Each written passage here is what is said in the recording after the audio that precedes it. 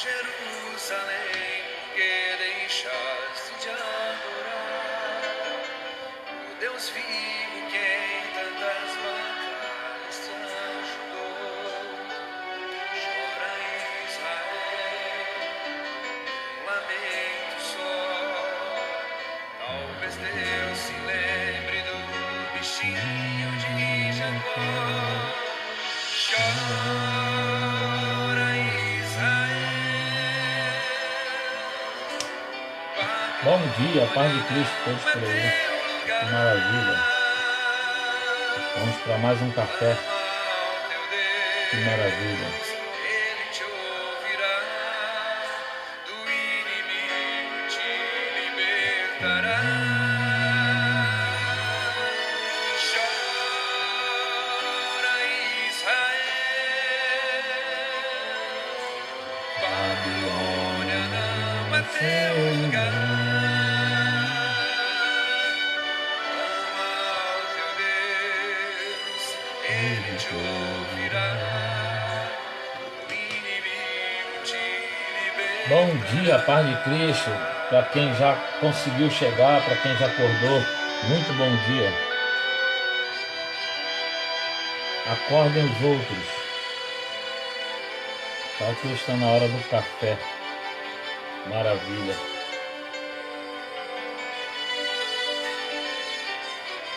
Deus é bom em todo tempo, né, pessoal?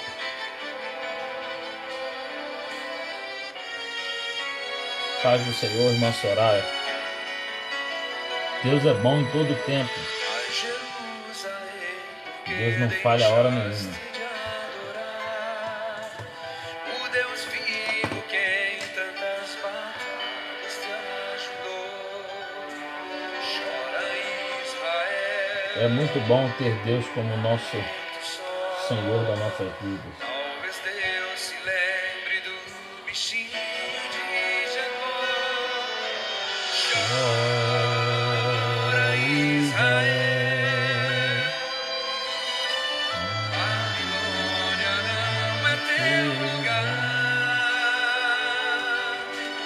Clama ao teu Deus, Ele te ouvirá, do inimigo te libertará. Chora Israel, Babilônia não é teu lugar. Clama ao teu Deus, Ele te ouvirá, do inimigo te libertará.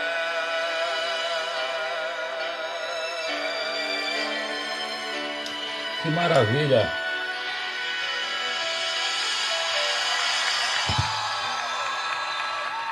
Muito bom dia, pessoal.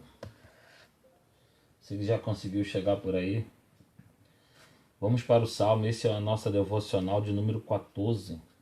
Salmo de número 14. O salmista vai fazer uma narrativa, uma denúncia, na verdade é uma denúncia profética que ele faz, que esse é o papel do profeta. O papel do profeta é denunciar pecado, e é por isso que hoje você não vê estilos de mensagem que levam o homem ao arrependimento, à mudança de vida, à mudança de caráter. Por quê? Quem deveria estar pregando mudança de caráter não está pregando. Então a mensagem profética, ela saiu dos altares. A nossa geração confundiu mensagem profética com mensagem de promessas. E o que estão se prometendo hoje nas mensagens aí, só o diabo na Bíblia que prometeu. Só o diabo. Quanto àqueles que entregam a vida para Jesus, a Bíblia diz assim: no mundo tereis aflições. Quanto àqueles que entregam a vida para Jesus, a proposta é essa aqui: quem quiser vir após mim, tome a sua cruz e siga-me. A proposta é essa. O evangelho pleno, real, estabelecido na terra, ele inicia na prática a partir da cruz. Então, se você aceita a cruz e aceita nela estar pregado, para o Deus da Bíblia, para a Bíblia de Deus, isso é renúncia, isso é nascer de novo. Lembra de Paulo? Paulo diz o seguinte: já estou crucificado com Cristo. Então o evangelho é isso. O evangelho é cruz, não tem para onde correr. O evangelho é cruz. Agora, as propostas que estão se fazendo hoje, tudo isso te darei. Essa proposta quem fez foi o diabo, lá em Lucas 4, em Mateus 4. Essa proposta que vem que você vai se dar bem,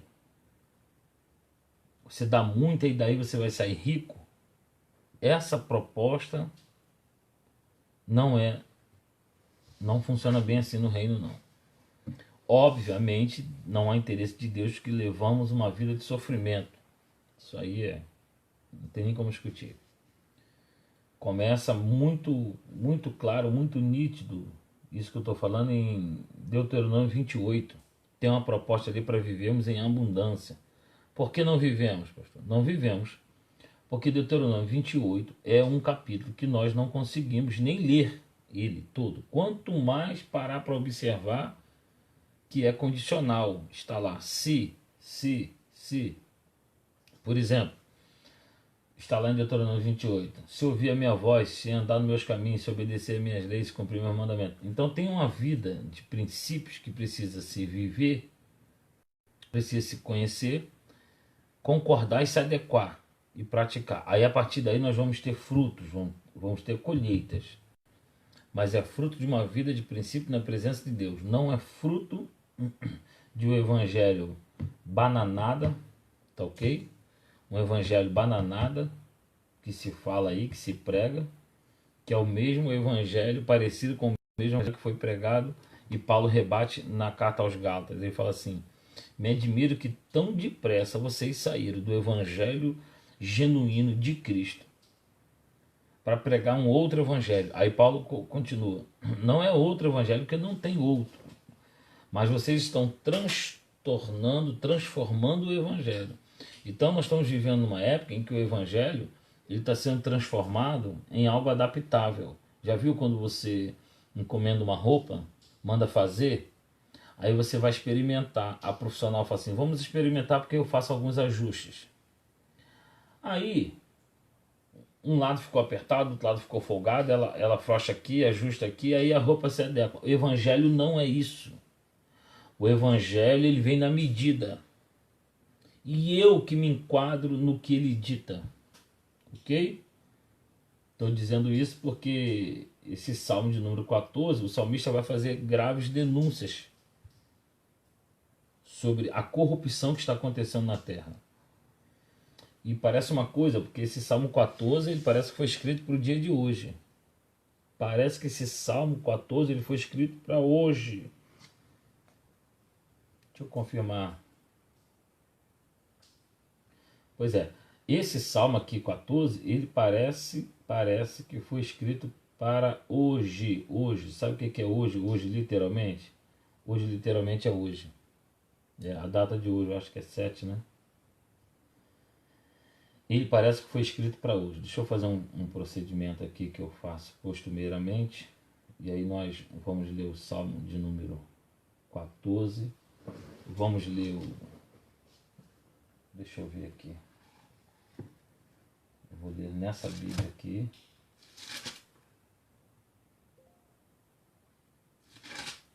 Salmo de número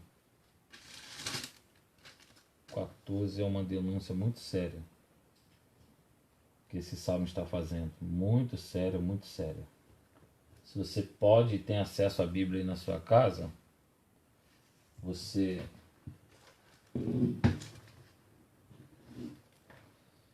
pega aí a Bíblia, Salmo de número 14.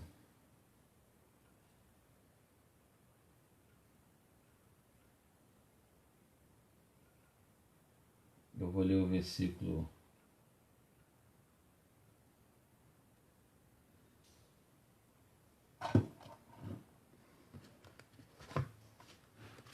Eu vou ler o versículo 1, 2 e vou ler o 3.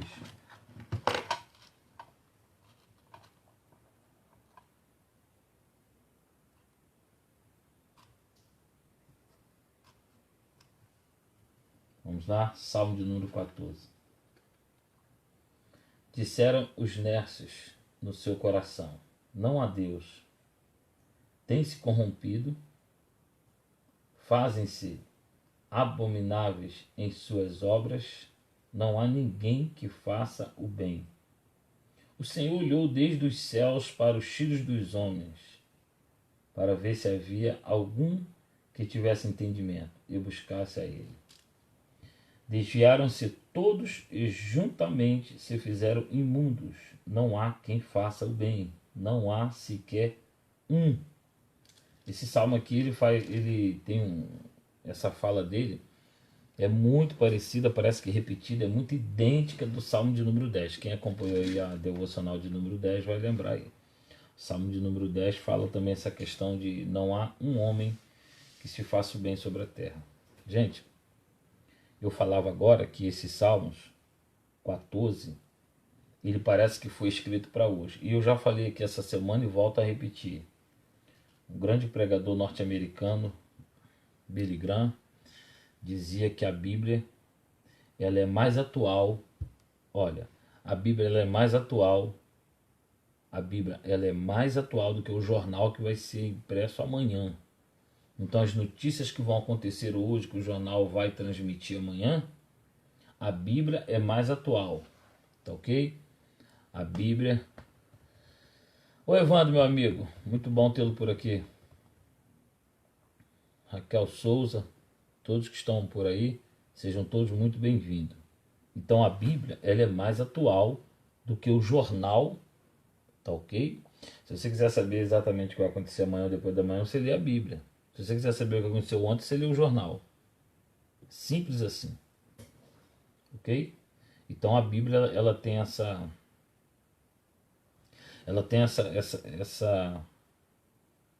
esse peso de revelação atualizado e contextualizado em todos os momentos. Tá ok?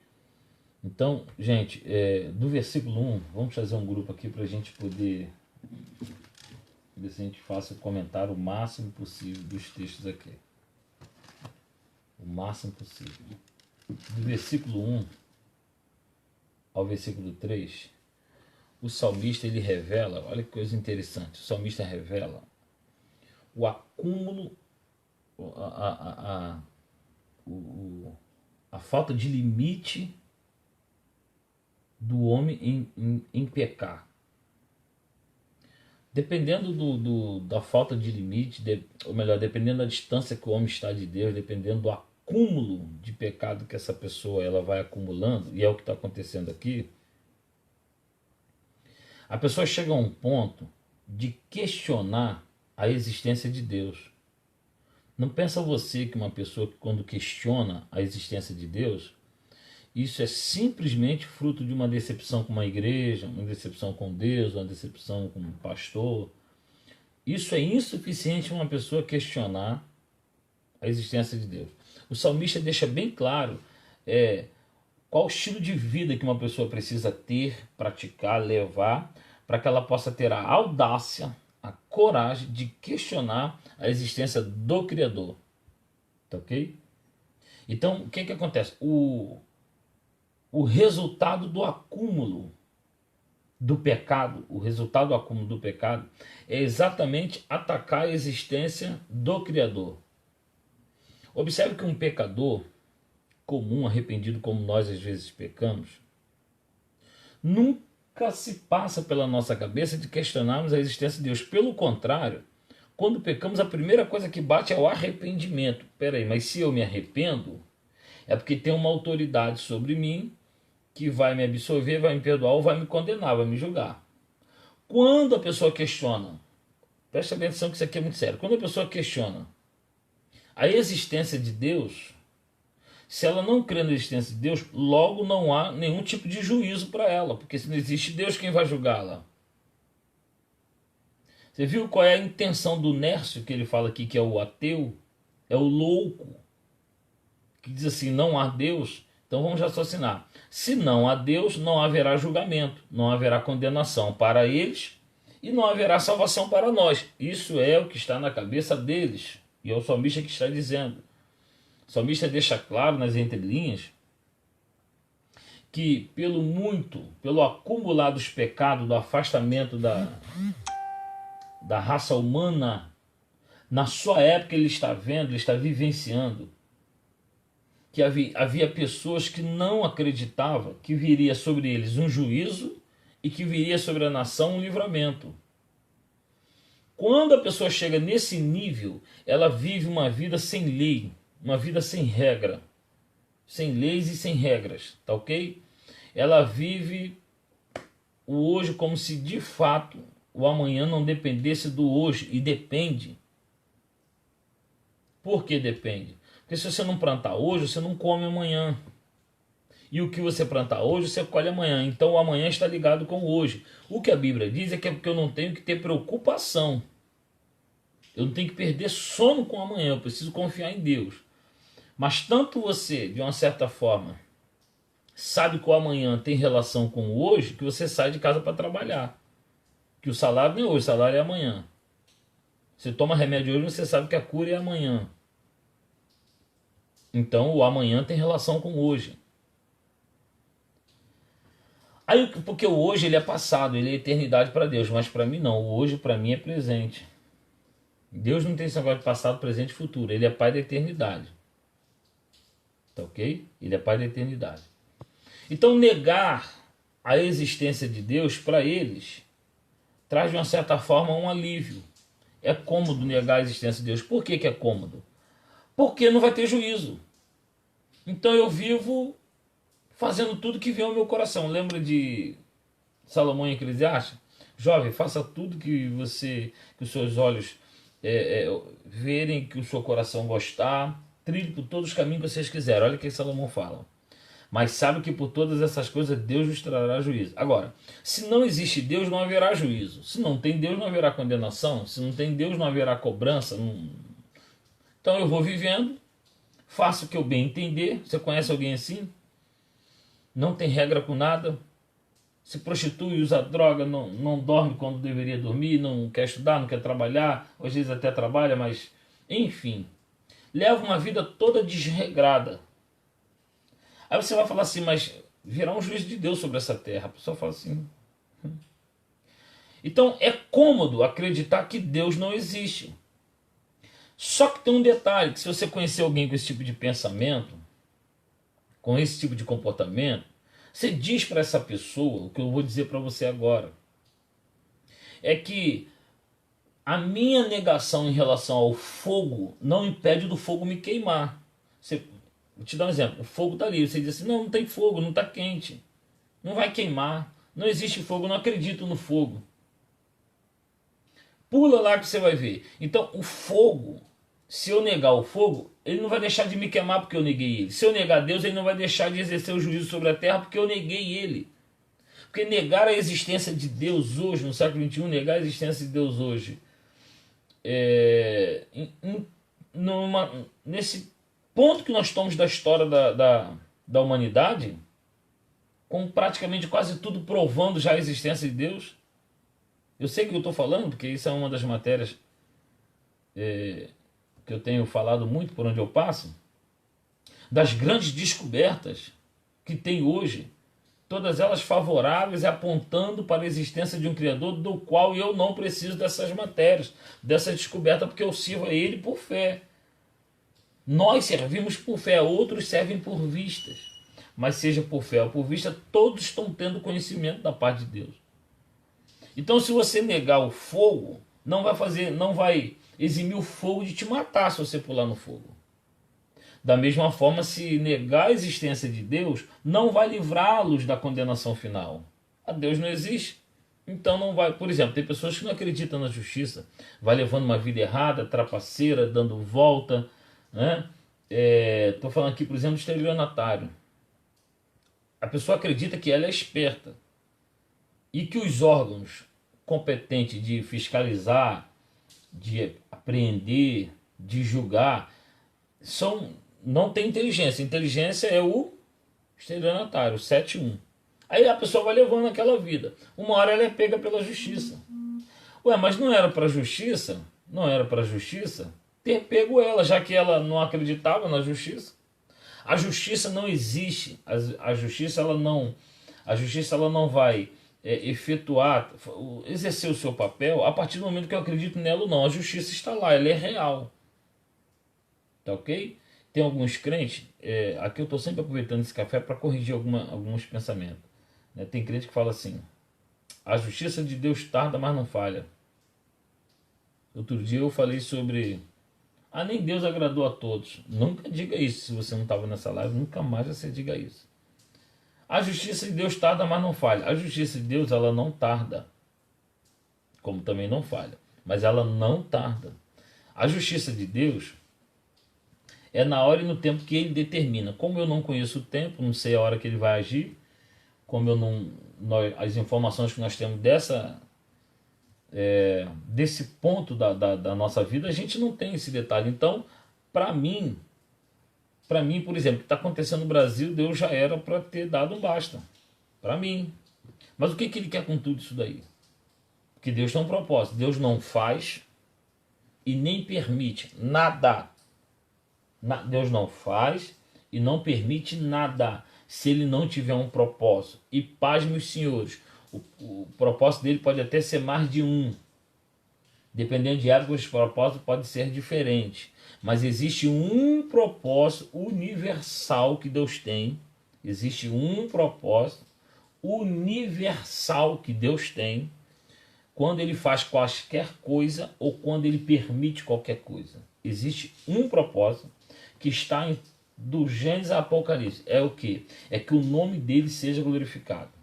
Ok? Deus precisa ser adorado e glorificado em quaisquer...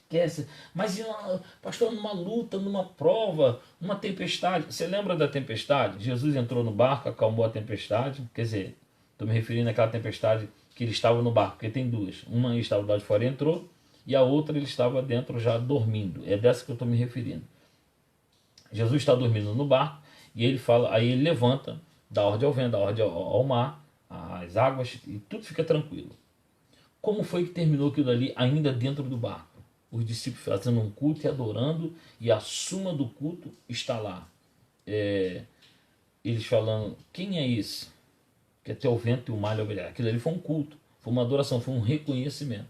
Então Deus, ele nunca vai te proporcionar nada, tá ok? Ele nunca vai lhe permitir nada, ele nunca vai fazer nada na sua vida que ele não tenha intenção que o nome dele seja glorificado. É aqui que reside o perigo da vida cristã prática. É aqui que reside um dos perigos. Por quê? Porque no período das lamentações, das adversidades, das tempestades, das tristezas, no período das perdas, como nós estamos tendo aí, no período, vamos colocar assim, ruim, nós temos uma tendência a murmurar, a perguntar onde está Deus, cadê Deus, o que foi que eu fiz, foi isso que está me acontecendo, eu não mereço. Essa não deveria ser a nossa postura. A nossa postura deveria ser: Senhor, eu estou triste. Senhor, eu estou pensativo, apreensivo, preocupado. Sei que o Senhor tem o controle de tudo. E sei que nisso tudo aí o Senhor vai ser adorado no final. Então o Senhor me dá força, me dá graça, me dá sabedoria, me dá percepção, sensibilidade para ouvir a sua voz, pegar a direção do Espírito. Senhor, abre a minha visão, como eu falei ontem no Salmo 12, né? No Salmo 13 ontem. O salmista está falando: ilumina os meus olhos, eu preciso ver. Tá ok? Então, o melhor comportamento no momento de adversidade é o diálogo com ele. Senhor, se o Senhor quiser falar para mim por quê, se o Senhor puder falar, bem, se o Senhor não puder, eu quero que o Senhor saiba que o Senhor vai ser adorado. Tá ok? Eu quero que o Senhor saiba que, dependendo já de mim, já estou te adiantando, o Senhor vai ser adorado nessa situação aí. Tá ok? Então, assim, negar o juízo de Deus não vai, negar a existência de Deus não vai livrar esse povo do juízo.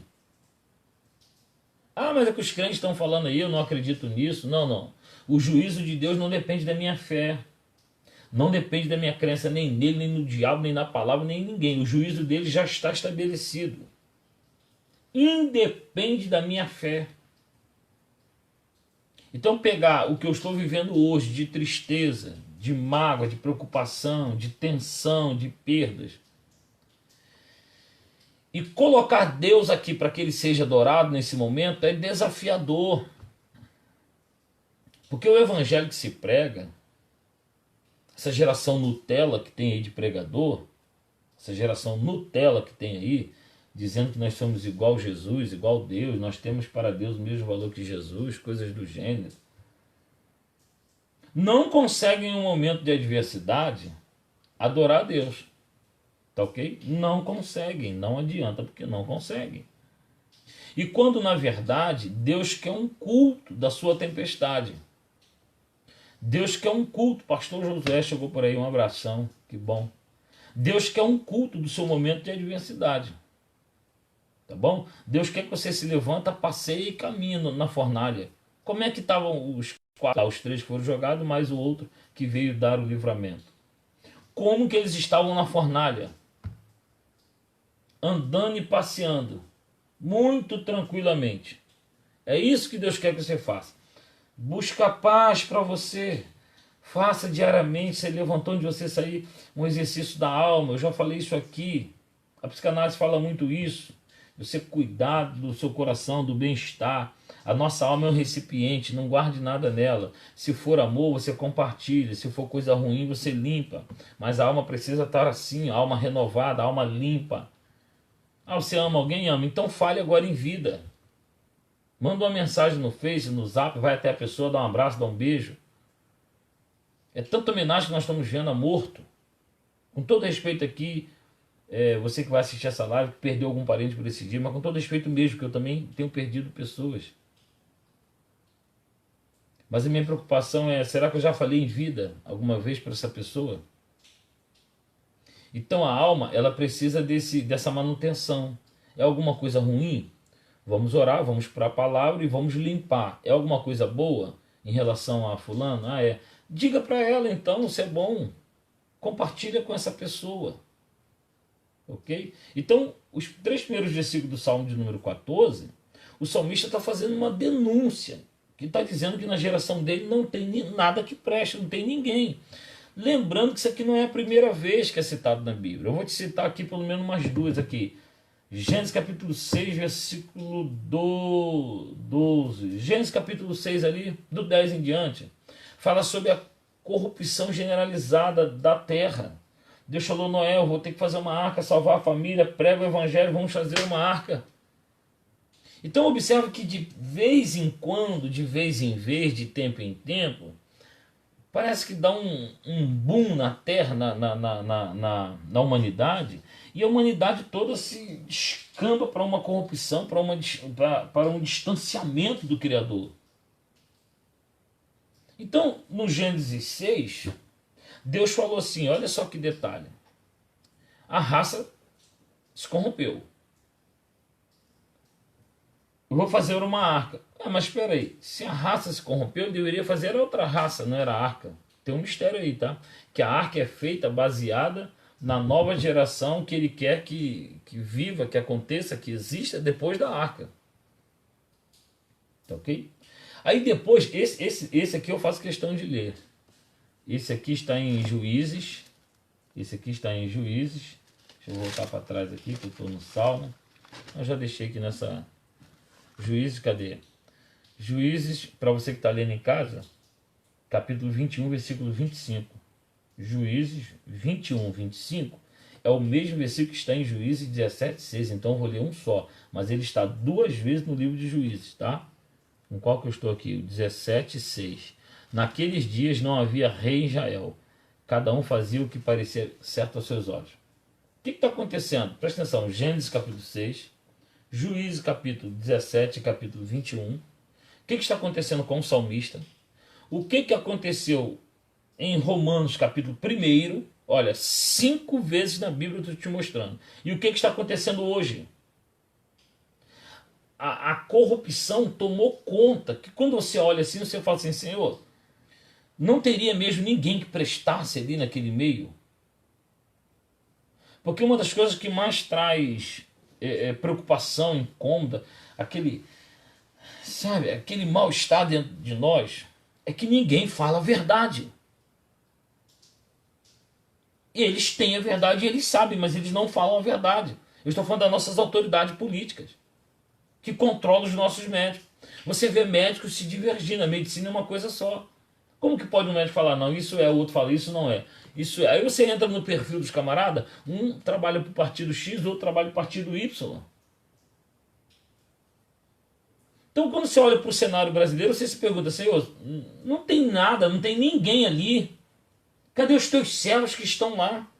Por causa de que tantos homens salvos em Cristo Jesus, ou pelo menos declarados salvos, estão hoje lá na política, mas não entram nesses assuntos de hoje, ficam calados. Quando eu olho para o Salmo de número 14, que eu estou trazendo hoje no café, esse salmo não é possível, ele foi escrito para hoje mesmo, não tem outra explicação. A Bíblia, como dizia Billy Graham, é mais atual do que o jornal que vai ser feito amanhã. Então, ainda bem que a nossa esperança não está neles aqui da terra. Presta atenção. Pecados de omissão, crimes de omissão, ele tem uma tendência, pessoal, de aumentar as transgressões. Se não tem quem denuncia, haverá quem continua transgredindo. Pecado, porque eu estou falando pecado e crime, porque é pecado e é crime também. Pecados e crimes de omissões, de omissão, ou de omissões, porque na verdade é mais de um, ele contribui para o aumento das transgressões da lei, ou das leis. Por quê? Porque o transgressor, ele não para, porque ele sabe que não tem denúncia. Não tem quem vai fazer a denúncia. Todos que estão, ou estão envolvidos diretamente, ou são omissos. Então a omissão faz com que o transgressor se fortalece. E nós, como diz aqui, os pobres, e não estou falando de pobre de quem tem muito dinheiro, pouco dinheiro, riqueza, não é disso que eu estou falando. A minha expressão aqui é a massa que não está lá dentro não tem informação verdadeira nenhuma. Você vai assistir alguns vídeos de especialista, por exemplo, a quem interessar, eu posso enviar depois, um vídeo de pessoas que moram na Itália, são brasileiros que moram na Itália, e fazem vídeo mandando para cá para o Brasil para tranquilizar os brasileiros que tudo que a televisão aqui está mostrando sobre a Itália não é verdade. Não é bem assim a coisa. Então a intenção dos homens, é o que ele está falando aqui. Senhor, os homens são abomináveis. O Senhor olhou do céu, olha o versículo 2, o Senhor não viu nada que prestasse na terra. Desviaram-se, versículo 3, todos juntamente fizeram-se imundo, se misturaram, se sujaram um com o outro e acabou tudo. Aí o versículo 2 diz assim, o Senhor olhou desde os céus. Deixa eu falar uma coisa aqui para você, para trazer paz ao seu coração. Deus não conhece o sono. Isso é extremamente consolador. Deus não conhece o sono, Deus não dorme. Tá ok? Deus não dorme. O texto está dizendo assim, a mesma hora que o salmista está aqui aflito, dizendo que não tem quem preste na terra, ele está dizendo assim, mas o Senhor está olhando dos céus. Isso deve trazer sobre nós, uma paz, uma alegria, uma tranquilidade, gente. Isso deve trazer sobre nós uma paz, uma esperança. Por quê? Essas pessoas que vivem essa vida, elas vivem numa vida, presta atenção, o estilo de vida delas é o seguinte, o estilo de vida delas é como que a vida delas, a luz, pra você ter uma ideia, a luz delas é como uma treva. A luz para elas é como uma treva. Você chega, traz a luz, traz o conhecimento, fala de Jesus, esclarece. Elas continuam, como disse o escritor do Novo Testamento, com os olhos fechados, porque o príncipe desse século cegou o entendimento. Então, a luz para essas pessoas é como trevas. Só para você ter uma ideia, a luz para eles é trevas. Enquanto que o salmista no Salmo 139 diz que as trevas para ti, Senhor, são como a luz. Então, para essa raça que está corrompida, tá ok? Porque a corrupção ela vai se generalizar por omissão de quem lá está. Ah, mas fulano não se envolve, mas se omite. Não se envolve, mas não denuncia. E o salmista está denunciando, tá ok? O salmista está denunciando. Então, eu estou no versículo 3, tá ok? Versículo 4, aqui ele faz uma denúncia para tudo quanto é, aí eu vou aplicar em tudo quanto é tipo de liderança que você puder imaginar. A começar por mim, pastor. A começar por mim. Olha o que ele fala. Não terão conhecimento os obreiros da iniquidade. Gente, ele está falando de pessoas que trabalham de obreiro. Eu não quero que você fique com essa questão obreiro, essa questão que a gente conhece de obreiro da igreja, não. É um líder, é alguém que está na frente, é político, é familiar, é religioso, enfim. Ele fala assim: não terão conhecimento sobre a iniquidade, que comem o meu povo. Comem o meu povo. Você não leu isso aí na sua Bíblia? Está aí. Comem o meu povo. Como se comessem pão, ele está perguntando. Como se comessem pão, eles não invocam ao Senhor. O que tem de pastor desesperado para cima e para baixo, num momento como esse, que não está conseguindo orar, passar firmeza para o povo, passar a palavra de esperança para o povo, palavra de salvação para o povo. Aqui está dizendo que esse tipo de gente, eles não conseguem invocar o nome do Senhor. O final do versículo 4 está dizendo que eles não conseguem invocar o nome do Senhor. Então o que eu sublinhei essa palavra aqui no versículo 4, duas palavras aqui que não estão no versículo 4, mas estão intrínsecas no versículo 1 e 3, que é o seguinte: o ódio, gente, o ódio contra Deus, tá ok? E a corrupção contra as pessoas faz com que guarde isso aqui na sua memória, guarde isso aqui, porque no período de tempo bem próximo vocês vão lembrar disso aqui. O ódio contra Deus e a corrupção contra o povo faz com que nasça neles, escutem, guardem isso aqui, faça com que nasça neles, nos nossos líderes políticos, o desejo de uma perseguição, o ódio contra Deus. Porque eles não podem ter ódio contra mim, porque não fizemos nada contra eles, mas eles acreditam que Deus caminha na contramão deles, porque afinal é Deus que tem que se adaptar a eles. Então esse salmo aqui, ele é um pouco doutrinário também, né? Então o que acontece? O ódio contra Deus e o estilo de vida de corrupção produz no coração dessas pessoas a perseguição. Tá ok? Vai produzir neles uma perseguição. Eles já viram que é fácil dar uma ordem, dar um comando para a igreja parar e fechar, a igreja templo. Vocês guardam isso que eu estou falando, porque biblicamente o ódio contra Deus e a corrupção contra a raça humana, contra o meu semelhante, desperta em nós um espírito, um desejo de perseguição. Guardem bem isso daí. Guardem bem isso. Deixa eu pular aqui para o versículo 7. Puxa vida. Versículo 7. Louvarei. Cadê? Não. O outro aqui. Versículo 7. Ó, se de Sião tivera já vinda a redenção de Israel, quando o Senhor fizer voltar os cativos do seu povo, se regozijará Jacó e se alegrará Israel. Olha só, ele está falando de Jacó, ele fala de Israel, aí fala de Jacó, aí fala de Israel. Só que é a mesma pessoa, é uma pessoa só. Você conhece a história, era Jacó, lutou com Deus, e o anjo trocou o nome e passou a se chamar Israel. Porque o Jacó aqui, presta atenção, é uma oração pequena, gente. O salmista está num desespero tão grande, gente, mas o salmista está num desespero tão grande, tão grande, tão grande. Tão grande o salmista, que a oração dele é apenas o versículo 7. Apenas o versículo 7. E é uma oração pequena. É o versículo 7 que é a oração. E é uma oração pequena. Então ele faz menção ao Jacó. Quem é o Jacó? O Jacó é o lutador. O Jacó é aquele que travou a batalha com o anjo.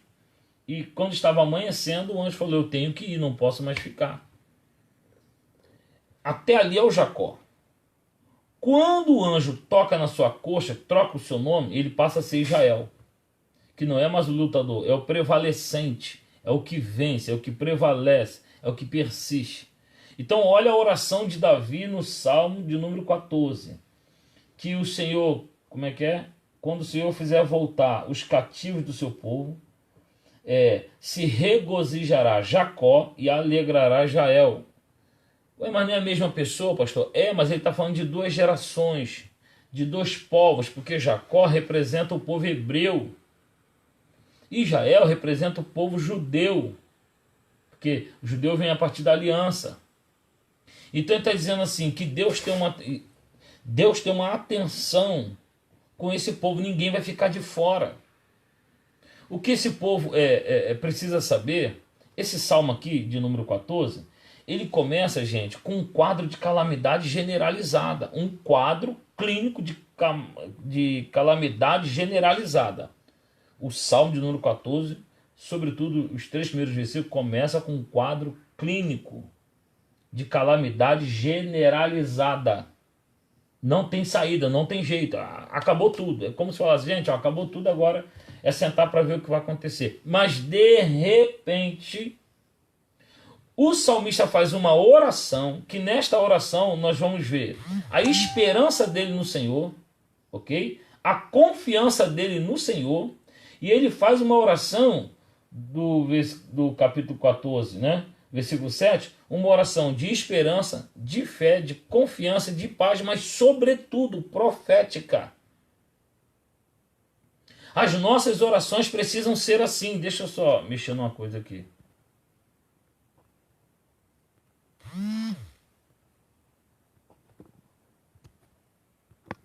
Agora sim. As nossas orações precisam ser, sobretudo, pastor Celan, pastor Josué, pastor Walter está por aí, a tia Edna acordou agora, já chegou. As nossas orações no meio da calamidade, de que o salmista está narrando no número 14, ela precisa ser de paz, de esperança, confiança, mas sobretudo profética. Sobretudo profética. E ele fala isso no versículo 7, ele diz assim, olha, se de Sião já tivesse vindo a redenção. Ele está falando que vai vir. Isso aqui, lembra que eu falei que os Salmos, os Salmos é devocional, escatológico e messiânico. Essa parte escatológica aqui vai se cumprir quando vier de Sião a salvação, que Cristo vai descer e vai livrar o seu povo. Todos conhecem essa parte aí. Mas para hoje, olha como é que ele profetiza. Se regozijará, pelo menos na minha versão aqui está assim, se regozijará Jacó e se alegrará Israel.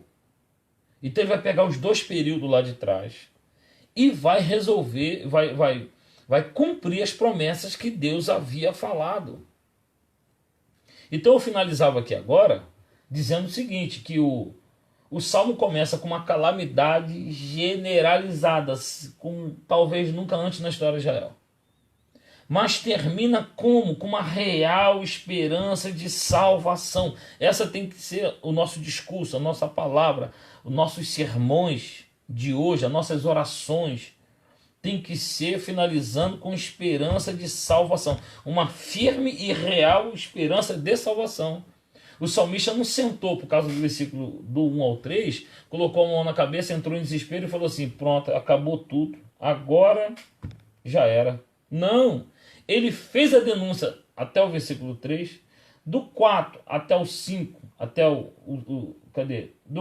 4 e o 5, ele começa a colocar para fora, há um meio que um desabafo, que ele fala assim, versículo 5, embora também é profético, ali se achará um grande pavor, porque Deus está na geração dos justos. Escuta isso. É em consonância com o versículo 5, depois você pode voltar lá para ler o Salmo de número 1.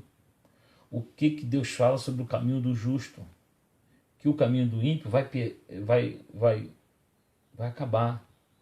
Eles vão perecer. Mas o justo, observe como é que Deus trata o justo na terra. Agora observe um detalhe. Aonde é que a igreja entra aqui nesse salmo? Porque ele começa dizendo que não tem ninguém santo, ninguém certo, ninguém faz nada, está todo mundo perdido. Mas ele cita uma geração de justo. No versículo 5 ele cita uma geração do justo, ou seja, uma geração daqueles que seriam justificados em Cristo. É por isso que ele dá aquela luz do versículo 5 e no 7 ele chega e faz uma oração. A oração que ele fala, Senhor, se já tivesse acontecido aquilo que o Senhor prometeu, a salvação que vai vir de Sião, a geração de Jacó e a geração de Israel já teriam se alegrado. Mas por causa de que nós estamos sofrendo, gente? Por que o povo lá está sofrendo? porque infelizmente ainda não se cumpriu as promessas de Deus em relação à igreja no que tange a arrebatamento. Mas olha, a palavra de Deus ela é consoladora, que ela diz o seguinte, que aquele dia será como uma grávida que está prestes a dar luz e sente muitas dores. E depois que dá luz, ela nem lembra das dores. Então eu quero finalizar esse café nessa manhã com você, te orientando, te aconselhando a fazer essa oração do Salmo 14, versículo 7. Parece uma oração muito pequena, mas é muito rica em detalhes. Parece uma oração simples, mas é uma oração que você precisa confiar. Vou colocar um louvor aqui para nós fecharmos. Você precisa confiar que a salvação virá. E quando eu falo de salvação, estou falando de salvação de arrebatamento, só não, da igreja para o céu, esses assuntos católicos não. Estou falando de salvação para essa situação que nós estamos vivendo. Estou falando de salvação para a situação que você pode estar vivendo aí no seu pessoal, no seu particular. Tem salvação, tem saída. Eu não sei se você sabe disso. Não sei se você ainda lembra disso. Tá ok? Então eu quero abençoar a sua vida. Agradecer a Deus pela sua vinda e permanência com a gente aqui nessa live. Quem já passou por aqui, quem ainda vai passar ao longo do dia. Eu já estou ficando por aqui, já estou finalizando.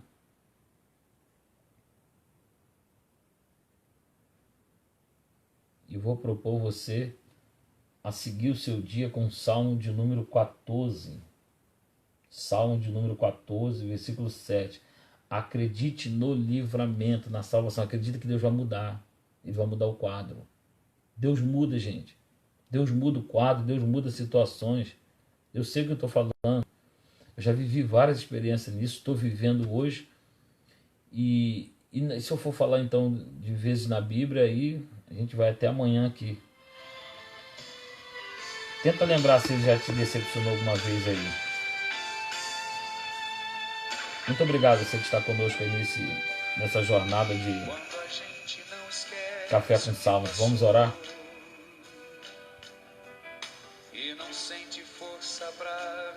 Maravilha, irmã Keila Cristina. Deus abençoe a sua vida. Mande um abraço a todos que estão de plantão aí, trabalhando, salvando vidas, na linha de frente aí, arriscando, para que outras vidas, outras famílias não chorem. Tem uma gama de profissional aí trabalhando, se empenhando para diminuir a dor, né, do outro. Maravilha. Tente lembrar, pastor, ele nunca nos decepcionou, nunca. Deus nunca falhou. A falha está sempre em nós. Vamos orar comigo? Espírito Santo, Consolador das nossas almas. Muito obrigado, Senhor. Muito obrigado. Como diz esse louvor, que o Senhor tem guardado a nossa vida, a nossa família. Eu tenho te pedido aqui pelos profissionais que precisam trabalhar, sobretudo aqueles que mais arriscam suas vidas, que são os profissionais na área da saúde. Desde o médico, Senhor, desde o diretor dos hospitais, das unidades hospitalares, até o porteiro ali, até a pessoa que trabalha atendendo, limpando, organizando. Todos eles estão ali se expondo a risco. Toma nossos governantes nas tuas mãos, nossas autoridades políticas, nossas autoridades, Senhor, eclesiásticas, nossos pastores. Cuida da nossa casa, do nosso lar, sara a nossa nação, sara o nosso Brasil. Traz um momento de consolo. E certamente essa hora, no meio de dessa pandemia, pode existir tantas outras circunstâncias que têm tirado a nossa paz, trazido tristeza, preocupações. Cuida do nosso coração, da nossa alma. Nos ensina a pôr em prática o que diz a tua palavra. Traz a calmaria à nossa casa, à nossa família. Traz a paz, Senhor, nesta manhã. Deus, o mundo está desesperado. Eu tenho visto na rua pessoas desesperadas. Pessoas desenvolvendo várias síndromes. A do pânico tem sido uma delas. Pessoas com medo de sair, com medo de ficar, com medo de dormir, não acordar. Senhor, repreende esse espírito do pânico, esse espírito diabólico, do medo, da morte, do nosso meio. Traz uma calmaria, Espírito Santo. Aplica esta palavra aos nossos corações.